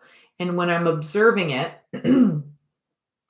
it has a very, very clean edge to it. So I've pulled out my 4B again, and I don't want contour lines. I don't want a scene outline of this shape, but I do want what I want are the edges to be crispy clean, no blur. So I'm going back over in here. The value has to be similar because that's what I see, right? Maybe different for you.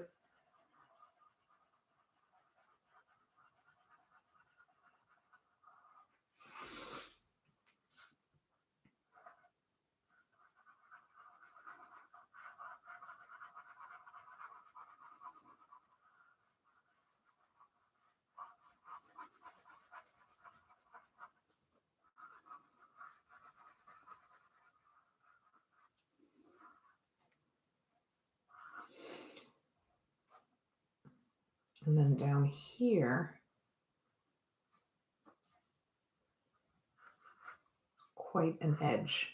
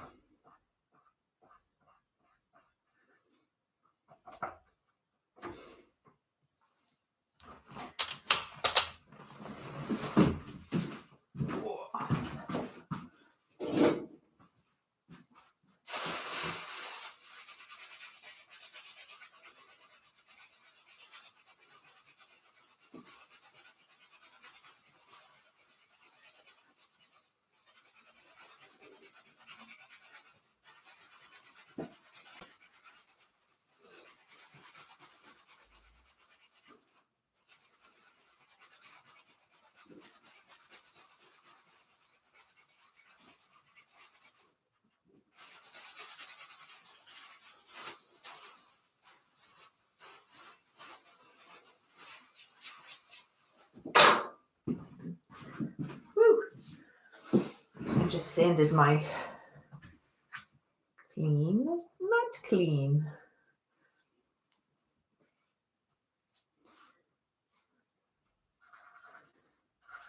this to stay in the high values. There we go. It just kept getting things darker and darker. So I knew I had too much graphite on my blending stick when it just keeps darkening things rather than blending things. If you want it to stay in that same high value and just keep it up in the 1s and 2s, then you might have to file it down a bit to keep things clean.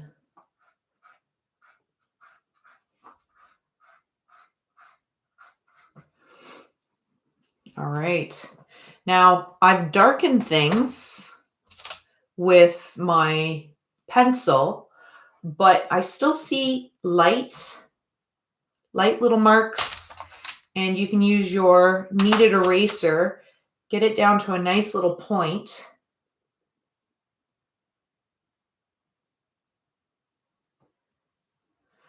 And then essentially you're drawing with it.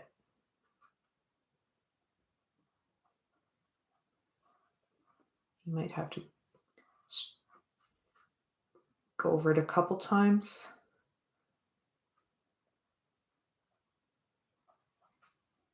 See a few shiny spots here and there. Bring them back in.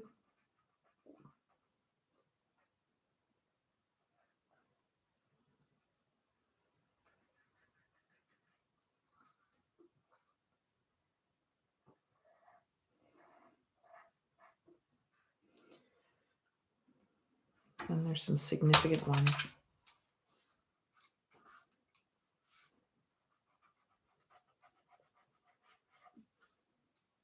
And this is the trick, kids, getting those extreme values, those all the way whites, all the way darks, sitting possibly right beside each other.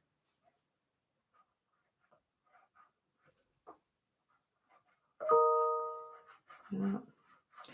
My students come first, whoever's emailing me.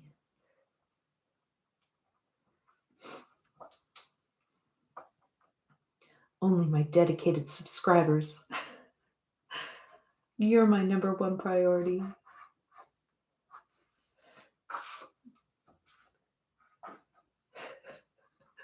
My principal actually watches this video, right? Hey. Unlikely.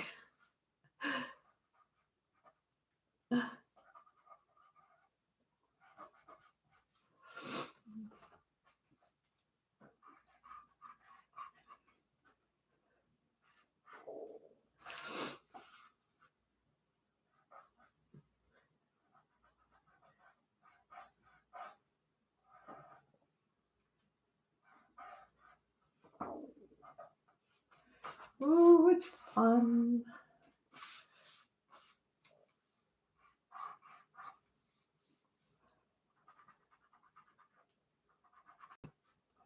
Squiggly wiggly things.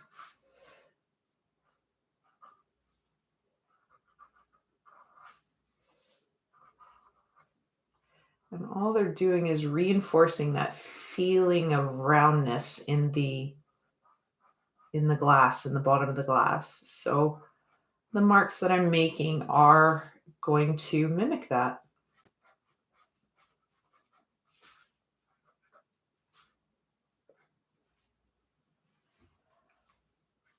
Okay.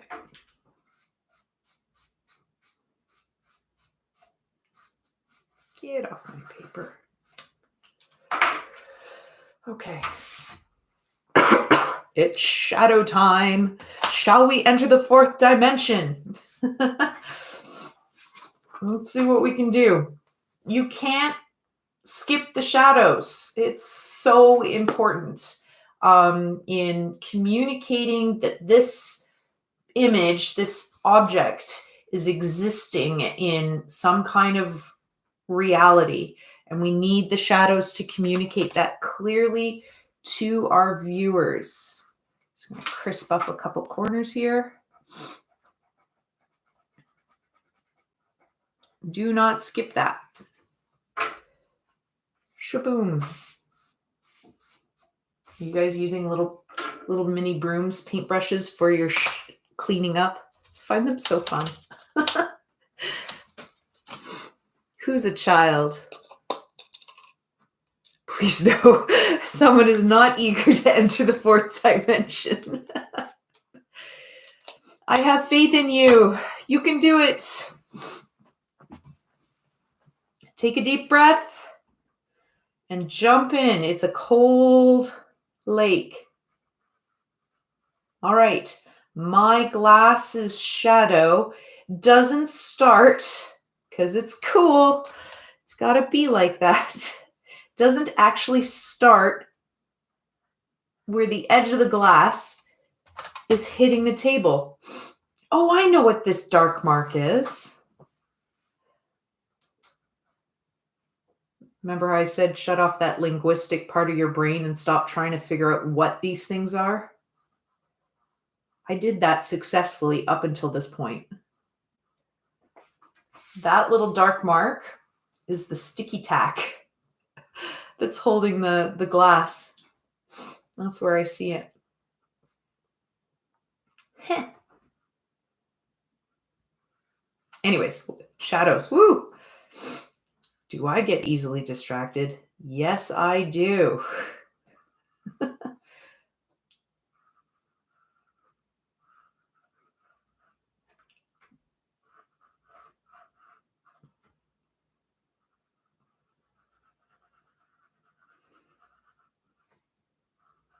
Shadows do not have outlines. Go back and look. Go back and examine and self-assess. You lose marks for that, for not having shadows. They are not solid black shapes. Do not just toss one in. That is not how it goes. You have to observe the shadow and what it's doing just as carefully as you do the object.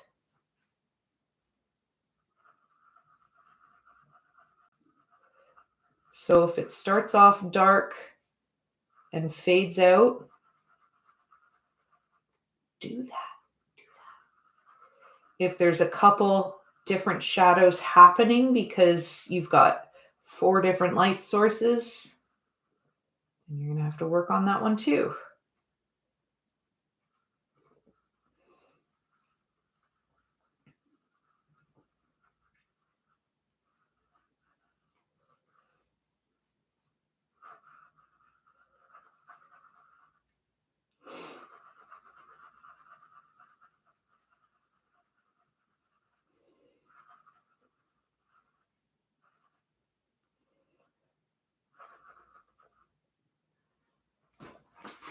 Do you want this edge to be distinct?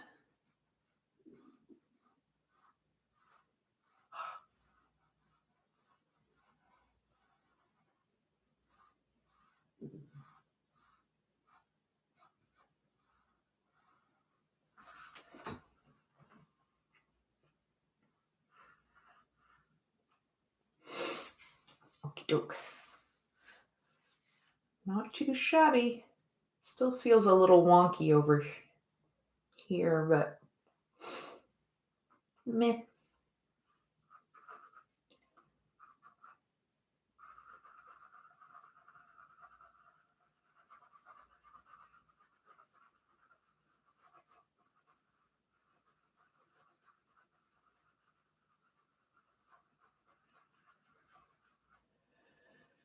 Okay.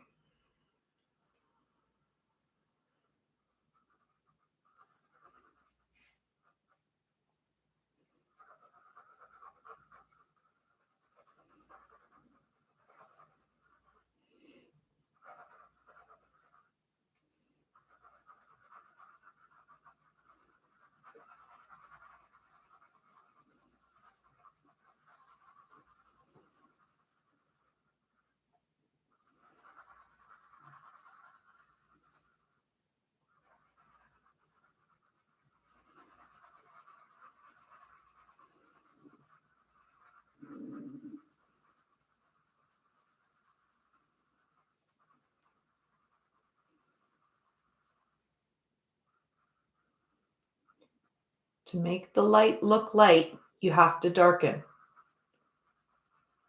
So if you also are observing that really cool scientific-y thing that water and light does to each other, coming out on the other side, then in order to make the light look light, you have to darken things.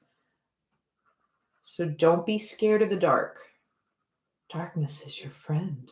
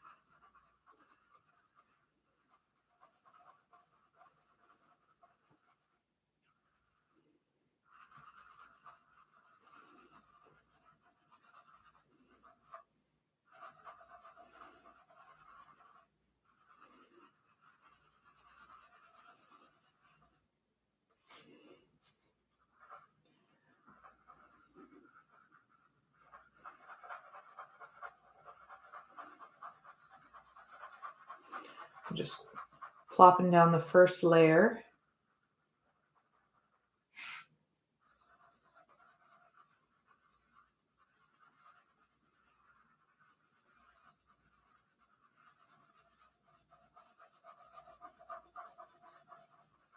Go.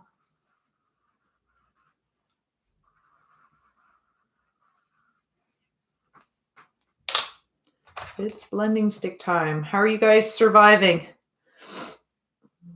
If you need help, my students, you are welcome to pop your cameras on and say, what's going on? Please only point your camera at your sketchbook. That's all I'm interested in seeing is your work.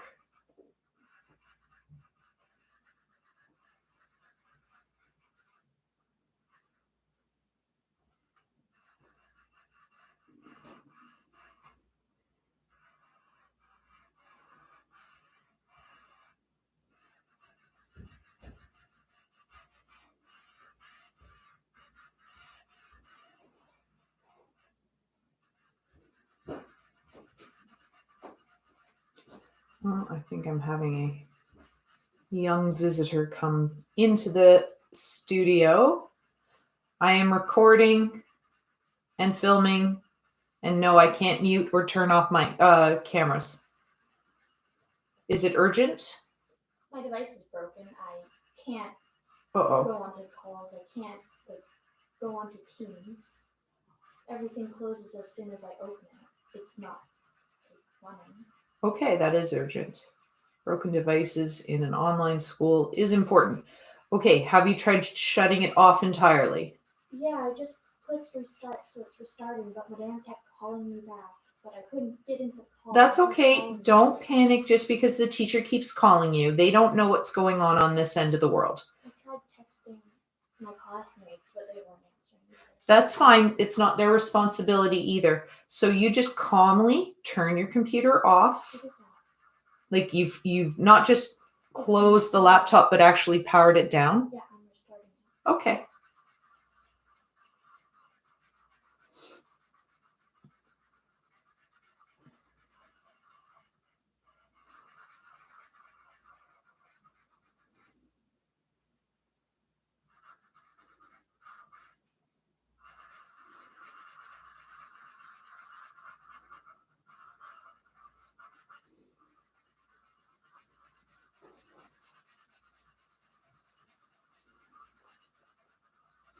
You can stay down here if you want.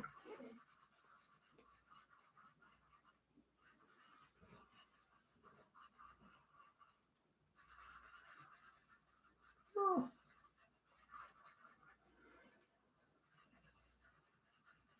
Okay, so the blending stick is not the last step.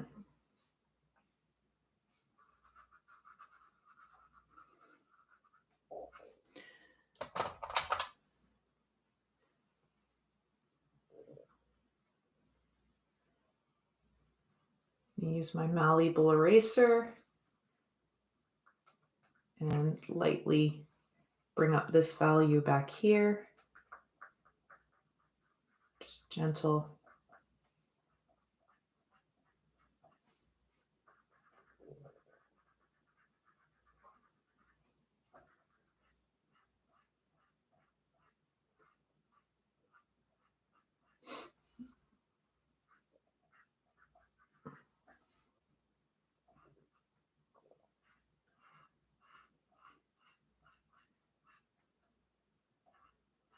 Now, my shadows don't have very sharp edges. They are blurred, so I went in quite dark there, but that's okay because I'm going to use that to my advantage, and that the fact that this eraser can't pull things up perfectly. Well, I'm not trying to. So I'm just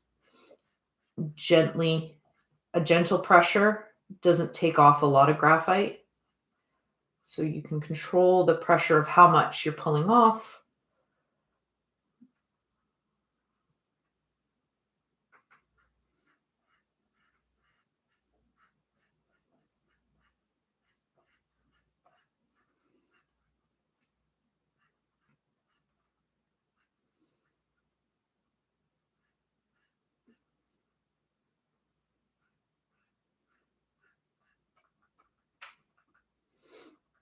Has your device restarted? I don't know. You don't know? No, I left it upstairs. You left it upstairs? Yeah. Go get it.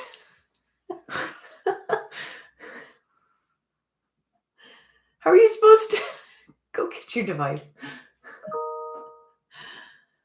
Oy,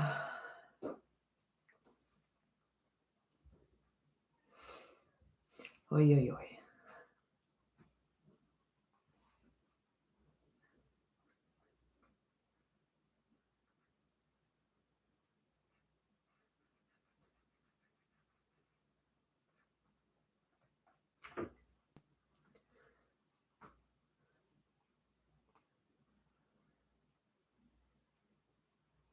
So now it's just a matter of looking over, double checking things, maybe putting your observational eyes up to the top and working your way back down. Double check that what you did up here in the beginning, the values, the lightness, the darkness, does it match where you ended off? So I also feel like the rim of my glass isn't doing enough.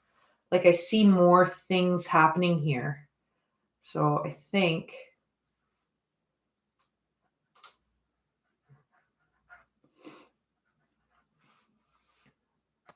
so admit it's a little confusing. It's just lines. Don't worry about it.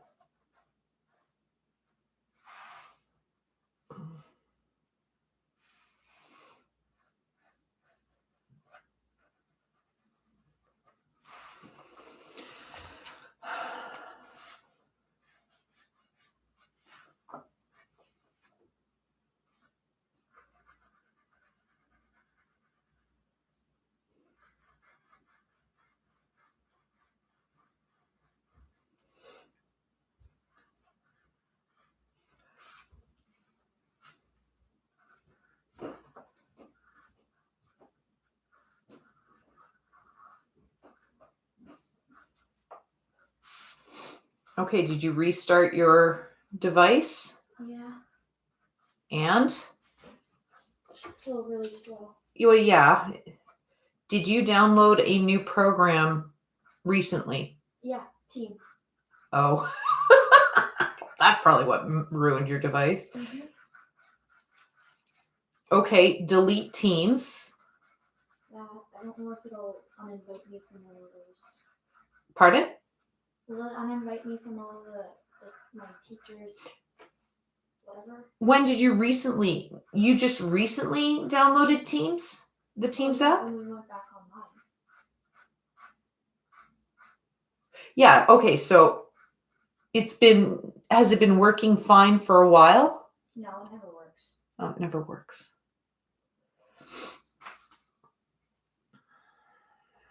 It was really glitch. You can barely see my teachers from like the board when he turns on his camera. Yeah, that's because it's Like all the time. She's complaining about the resolution of Teams. That's why I'm doing live stream on YouTube. 1080p, baby. Oh, yeah.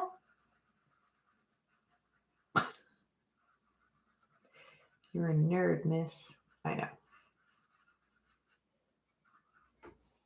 You don't learn anything. Pardon? On Teams, you don't learn. Okay. Shh.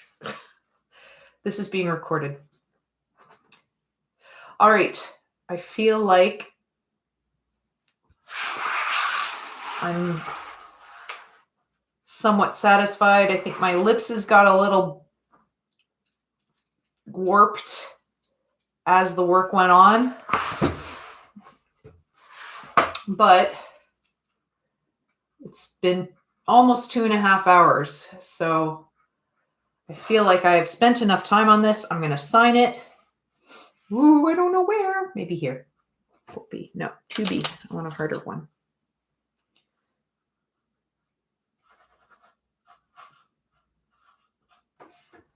There we go. Okay. I hope that drawing along with me and listening to the random thoughts, artistic lesson thoughts that come out as we go, has helped you improve on your drawing, improve on your understanding of transparency and glass and water, and that you are somewhat satisfied or totally satisfied with the end result.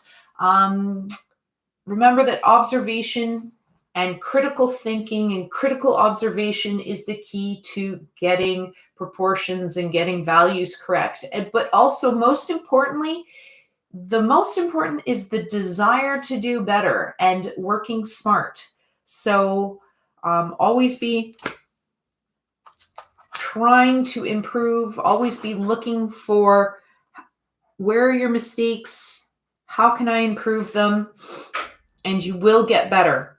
But if you keep practicing the same old artistic techniques, you'll never change, you'll never improve.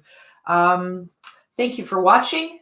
Remember, my friends, stay awesome and be creative. Until next time.